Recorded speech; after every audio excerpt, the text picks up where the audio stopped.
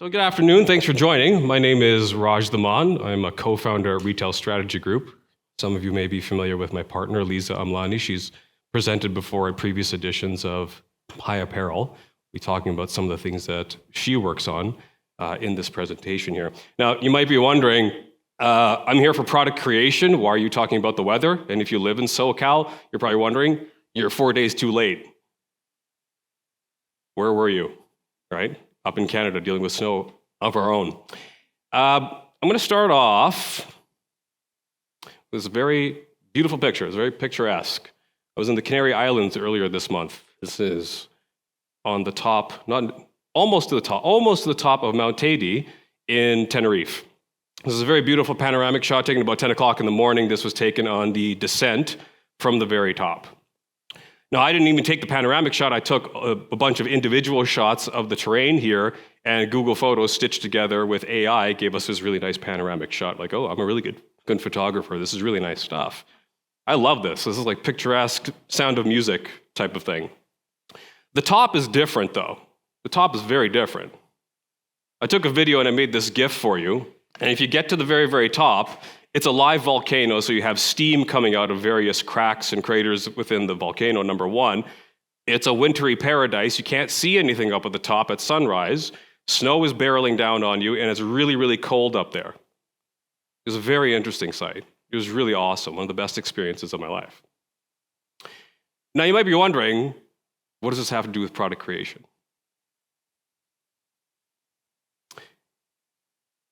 Blizzards, floods, earthquakes, other related weather events, you can't prevent these things from happening, right?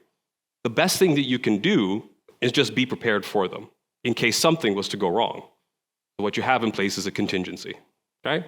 So if I'm driving along an icy road, I happen to wipe out, I have technique that lets me get to the shoulder, all right? So I can get there safely, but I can have an emergency kit there too. I have my blanket. So to make sure that things don't get worse. If something happens on top of the mountain, I have my guide with me. He knows what to do. We have contingencies that are in place. In the work that we do with brands, market-leading brands, in process innovation, we find that challenges come up in getting products from concept to market. So you'll have hurdles, you'll have challenges, you'll have barriers, you'll have things that get in the way, things that divert us from the path. And what do you respond with? You respond with a contingency. We fix the problem, and we get back on track. That's great. The trouble is, these things that happen, the challenges and the barriers and so forth, they're predictable, number one. They happen repeatedly season after season. So that means, unlike a blizzard, you have an opportunity to prevent them. And process innovation equates to preventing these things from happening to begin with, and that helps elevate performance of the brand. So that's what we're going to be talking about today, right? So you have an opportunity to prevent the blizzard. So more detail, and let's show it visually. Okay, very, very simple diagram here. Very simple. In the concept to market calendar, you're moving along, you're doing your thing, you're creating your product, you have standard performance. Something happens, it derails you, you fix the problem, and then you get back on track. Fine, it's necessary, you have to fix the problem, but it takes up valuable resources. It takes up time, takes up money, takes up effort, takes up energy, and then you get back on track. Now, where do you see the impact on this? Well, very tangible impacts on the business. Number one, your speed to market, it's slowed down. And speed to market is essential for getting close to your customer. Speed to market, if it's depressed, can also contribute to excess inventory because you're late in terms of getting to the customer and meeting the needs of the customer. So speed to market, number one. Number two, you have an impact on your OpEx. Your operating expenses go up. So these are tangible impacts. If you happen to be at Joe Andrews' talk earlier this morning talking about creative leadership, there's also intangible effects on the business as well. So it affects the people directly. How do you feel about your work? That causes a disconnect. She's talking about teams going in multiple different directions. Well, of course, now you're derailed. I spent 2 weeks working on a run-themed shoe or design or whatever. VPs come in, change that whole thing. Now you're working on cycling, right? So now you have a whole lot of this going on, right? So both tangible and intangible effects on the business. So how about examples of these? And these are taken directly from the work that we do with brands, the conversations that we do with brands. So this is all very much real-time, live, happening right now. One is SKU rationalization. Now, this could be in response to the fact that you just have too many SKUs, and we talk to leaders that come in, assume a portfolio, looking at the SKUs that they have right now and saying, we have too much. Got to cut the underperformers. So that means not only cutting the underperformers, you also have to realign the resources of the business to align to those higher priority SKUs. Okay, so you're shifting the pieces that are there, and that's fine. But what were the reasons as to why we have to rationalize SKUs to begin with? It may be more innovative to tackle those. So that's number one. Number two, late feedback. Happening after key alignment moments. So after assortment lock, for example, now you have feedback coming in from sales teams, regional merchants, for example, that now needs to come in because it's important, it's necessary. But it's coming in late, number one, but it's also coming in different formats, number two. Had a conversation with a brand the other day, and when we mentioned, hey, do you get a lot of feedback happening after assortment lock? Exasperated, throws the pen on the desk and saying, yes, this is exactly what happens here.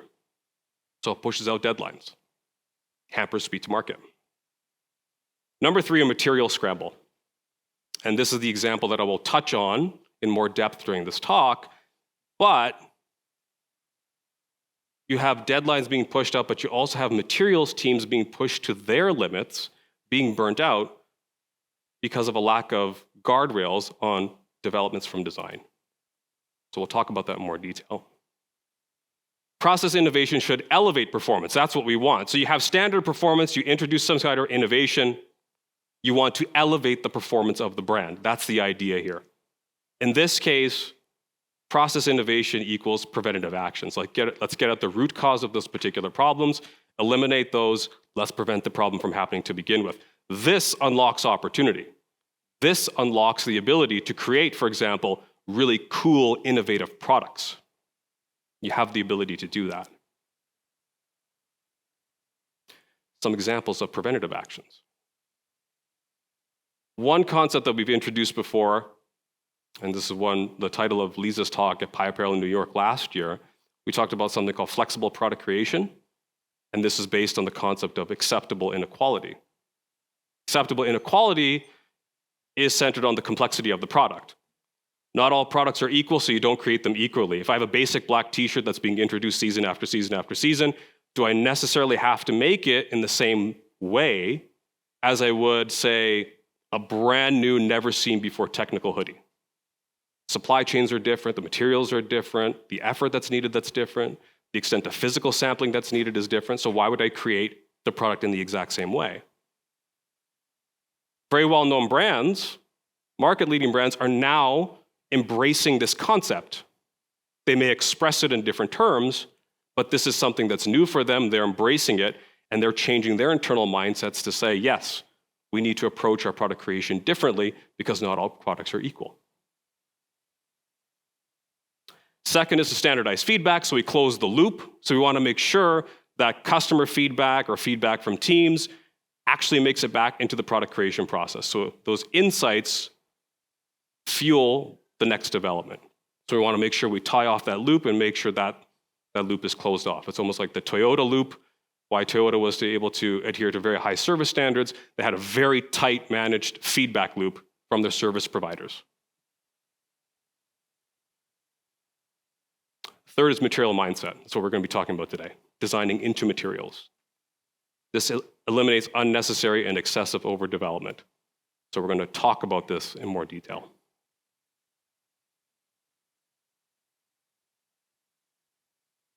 Okay, get to channel my inner Madonna. It's a material world. We completed work with a major global outdoor brand last year. This is the first time we're actually talking about this work publicly, so it's a privilege to share this here. Main reason, main motivation for why they came to us to work, materials teams were burnt out. Changes in direction all the time, trying to keep pace with development requests from design, resulting in deadlines constantly being pushed out, number one. Number two, because there was such an urgency behind developing materials, you go to the factory and you say, hey, listen, I need to make this by this point in time. It needs to be done. You drive the urgency, you get the material, you get that in hand, and you don't use it. Somebody's not going to be very happy about that, especially if it happens continuously, right? So there's that. You also have teams that are working in a reactive manner at the edge of their seat as opposed to working in a proactive manner. So you can imagine if you're constantly in a reactive manner, what that feels like. Again, those intangible effects to the business, okay? But when we talk about elevating the performance of a brand, there's no time and space for that materials team now to go do market research and say, what's cool, what's new, what's different? Where's the curiosity-driven research to go find the things that you can be inspired by and bring it back to the teams and say, look at this. Why don't we try something like this? Let's try something that's biomimetic, for example. That's very, very popular. So you don't have time to do that. And a lot of the brands that we talk to, much of their innovation is copying the competition, but doing so in a slower way, because simply they just don't have the time to do it.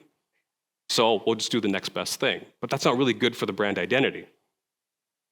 So these were the major things that we wanted to tackle.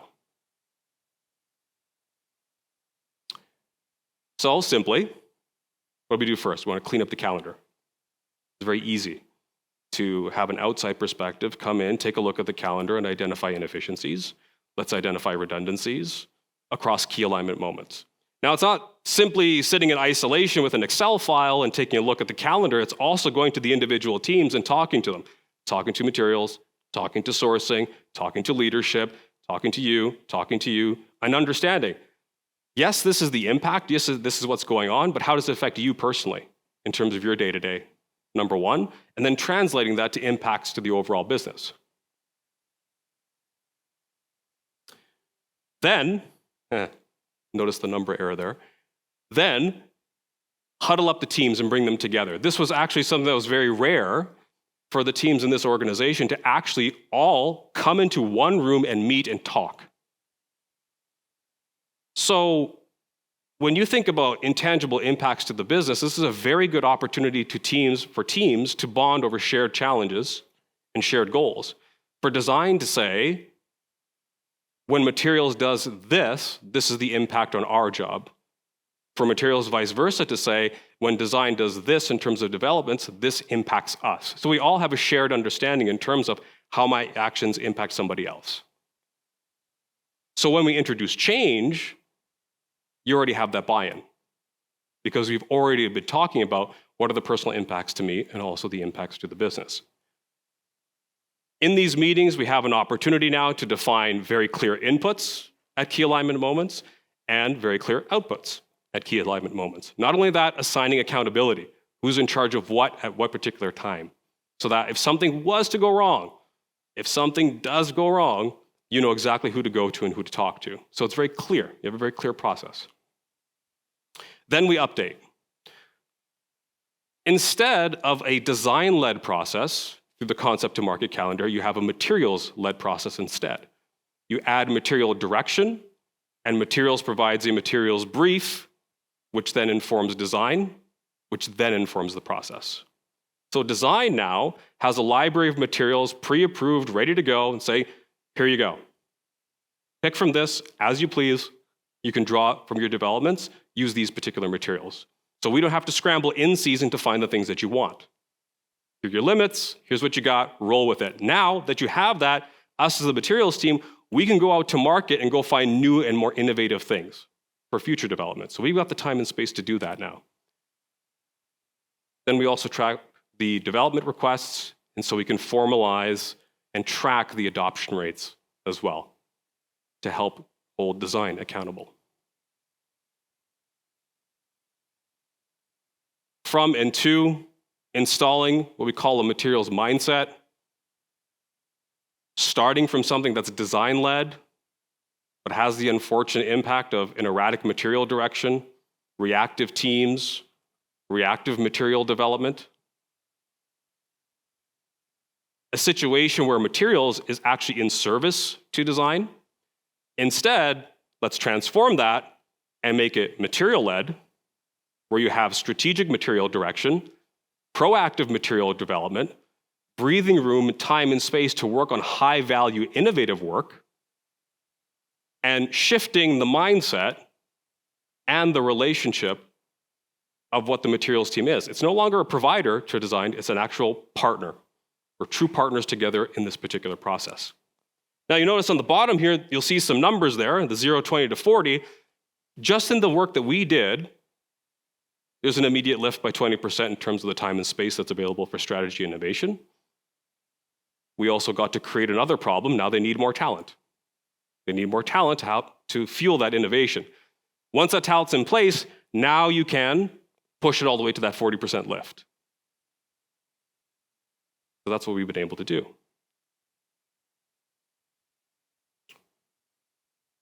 For the visual folks,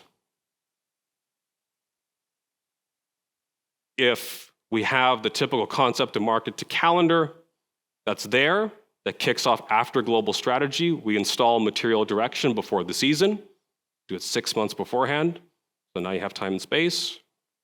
The material brief is set, informs global strategy, drives the design brief, which now drives the product creation process. Okay?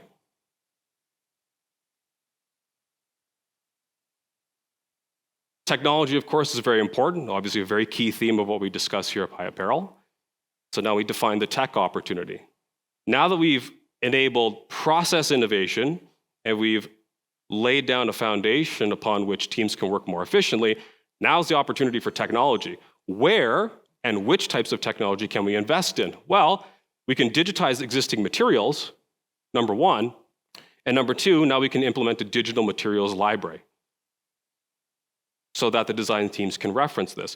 If anybody reads the interline, I'm pretty sure all of you do. You saw Ben Hansen's post this morning. He talked about digital twins. He said, if the garment that you're making has a digital twin, it makes sense that the constituent pieces of that garment also have a digital twin. Right? It makes a lot of sense to have that. Very much what we're talking about here. So digitize the materials, digitize those pieces, in addition to digitizing the final garment. Okay? So great opportunity for technology. This is summarizing the materials direction, the materials mindset, if you will. It's empowering material teams to now go seek out the newness and the innovation, not just for the good of the brand, but this is what the customer wants. They're expecting newness from you. Okay? So you have the ability to encourage use of banked materials, limit new developments, and reduce the time wasted. So these are the main benefits we're driving with the material direction. Okay? The interesting thing here, the tantalizing thing, very exciting, is that we've only touched on one of the three here to help improve process. We just talked about materials. We haven't gone into standardizing feedback for this brand. We haven't even talked about acceptable inequality or flexible product creation for this brand. So there's still a lot of opportunity here to innovate process, make incremental improvements, and to help create those tangible and intangible impacts on the particular business. And this stuff is really exciting. It's really cool. I was a chemist before anything else. That's why my PhD is in. So when I get to talk to material innovation teams and they get to nerd out about the new materials they're creating, trust me, it's like we vibe on like a completely different level because it's really cool to do this kind of stuff. And when you're talking about like biomimetic materials and really trying to harness the power of nature to make new fabrics and new materials and innovative products, it's really, really cool stuff that's being done out there. So if you can enable that to happen, even better, right? That's why we love the work that we do. So summarize, contingencies are necessary. Yes, problems do come up and you got to fix them, but over time, if your only response to problems is to constantly fix them and come up with better band-aids, you're going to limit performance. Again, I was a chemist. You can invest in all the fire prevention you want in a lab. You can't run a lab without a fire extinguisher. Like you're breaking the law. You do that, right? So you have to have one of those in place just in case. However, process innovation will help elevate performance, as we've seen in the case of the materials mindset, opening up opportunity for innovation. For us, process innovation equates to preventative actions. Let's prevent problems from actually happening as opposed to constantly fixing them. This is us. Process visuals, copies of slides, diagrams that you might find relevant. please feel free to send an email or find us out there. We're happy to send those on over to you for your review and any sort of relevant materials based on some of the stuff that we talked about. How much time do we have left? I don't know. Probably have some time for questions. We have time for questions. I'll bring Lisa up here as well because she drove all the work with the retailers, so she can speak to some of the more intricate details of that if you have questions, but we'll leave this open to some discussion.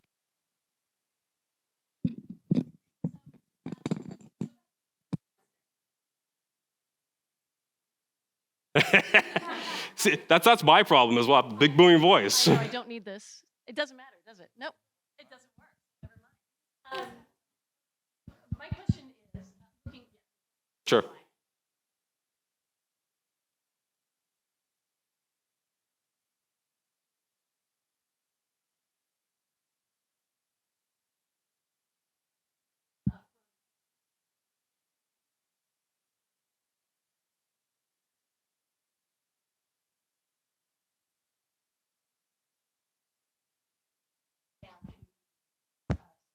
Yes.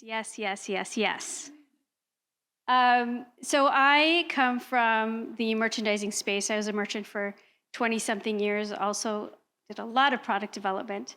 And I will say that even in my time with Ralph Lauren, which was my last industry role, if I had access to the materials and where the materials teams were heading, I would have been able to go to my 100-something customers across Europe and go to those buying teams and talk about how important it was for us to buy into a fabric or a printed pattern or a color that we thought would work for not only our own Ralph Lauren customers, but also get a sense of what other brands were doing so that when we're in a department store, as you know, there is some level of cohesiveness. And this is what we want in a department store if we're a design-led brand buying into wholesale. Now, in sales, I worked very closely with my sales teams as well because I needed their buy-in too. So I think it is about getting that buy-in up front, because if you get that buy-in up front, you're making those decisions a lot faster. The process is a lot smoother, especially when you're in market and you're showing that product to your customer and they're not surprised. So you're eliminating a lot of the back and forth, but also you're, again, creating time and space for newness. Let's actually go shop the market. Okay, you know what? France is my new customer. I need to go see what is outside Paris, because right now the Parisians lead everything. And if anyone works in Europe, you'll understand what I'm saying. But if we could get buy-in early, we could go to those customers, we could go to the brand ambassadors, and if we're in sales, we can go to our store managers and get their buy-in up front, because that's only going to help them sell better and deepen their relationship with the end customer. Did that answer your question? Yes. Okay.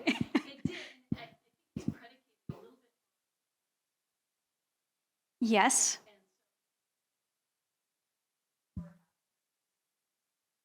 Yeah.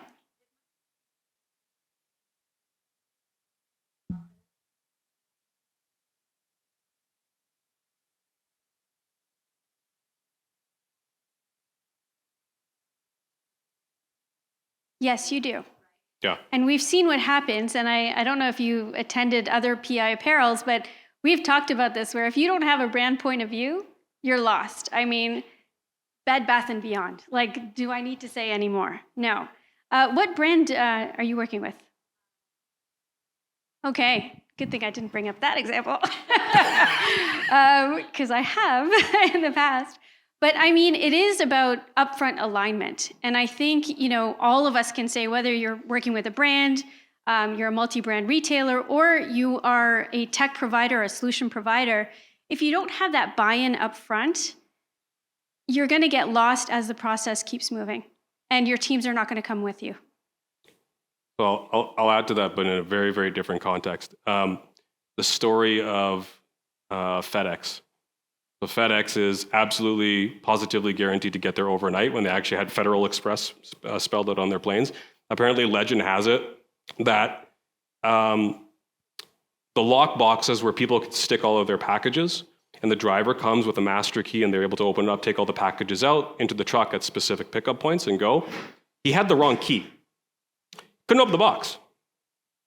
He took the box, however he did it, pried it off from where it was, stuck it in the truck and got it to the distribution center. All the packages got to where they needed to be, okay? But why? Absolutely, positively guaranteed to get there overnight, right? Everybody in the organization was aligned to that and that ethos only, right? So it's to your point, unless you have that buy-in, but that's strong. There's a lot of intangibles and a lot of other things that need to go right, but it's to your point. You need to have that strong brand positioning, but everybody needs to be sold on what that is internally before everybody executes on that. Yeah. Any more questions? Any more retailers out in the audience today? Brands, retailers? What brand are you with? Kohl's. Okay. You could talk a lot about Kohl's.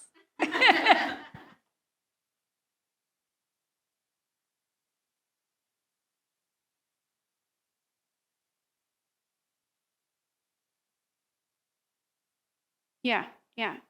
And do you find that you've gotten faster to market as you implemented that material mindset?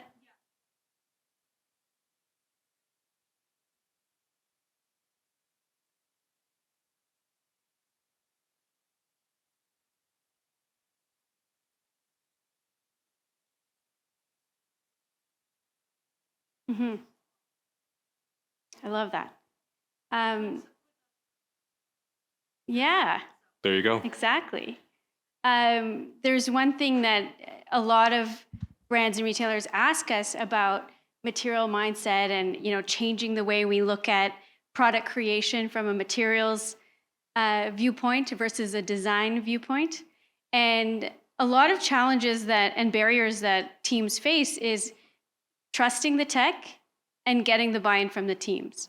So what I'd love to leave you with, if there's no more questions, is that getting the teams on board when you're implementing the new process so they're part of the process and part of that process change is such a big advantage. And I see you nodding because you know what I'm talking about. And the second thing is the trusting the tech part. That is difficult, especially when a lot of us brands and retailers and product creators and merchants are set in our ways and we like to work how we like to work. But what I will say is that once you get enough information to show the teams what's in it for them, then you'll start to see them, those walls breaking down. And I'll leave you with this example. We talked to, and this was, I think, the same brand that you had mentioned, where he threw down his pen when we talked about assortment lock, was we were talking about implementing a digital-first process around buy-in and sell-in. And what that means is when they're going to market, they didn't have enough samples. I went through this. I'm sure many of you have, where you don't have your full sample set when you're talking to your teams, or you have some fabric swatches and you don't have others. So he's like, no, I need a sample in order to sell this to my teams. So he was so adamant and against digital, and now he leads the digital go-to-market process for this brand because his leadership team made him a super user. He's like, you know what? I know that you are absolutely against this, but we're going to make you a super user because we need to show you what's in it for you. Not only did he grow his account base because he didn't have to carry samples everywhere, but he was also able to talk to the product in a different way because he wasn't relying on the sample in order to make that sale. So just leaving you with that story, I think it's not only powerful, but it's important to know that digital is here to stay. We just need to implement it throughout our process so that we can get faster and smarter to market so that we can make time for strategy and innovation. I didn't mean to end your talk, but No. I think I might have. Well, I'll tell you what, we're one place where digital doesn't work is lunch, and I think that's what we're here for now. So thank you very much. Appreciate your time. Thanks for coming out. Thank you.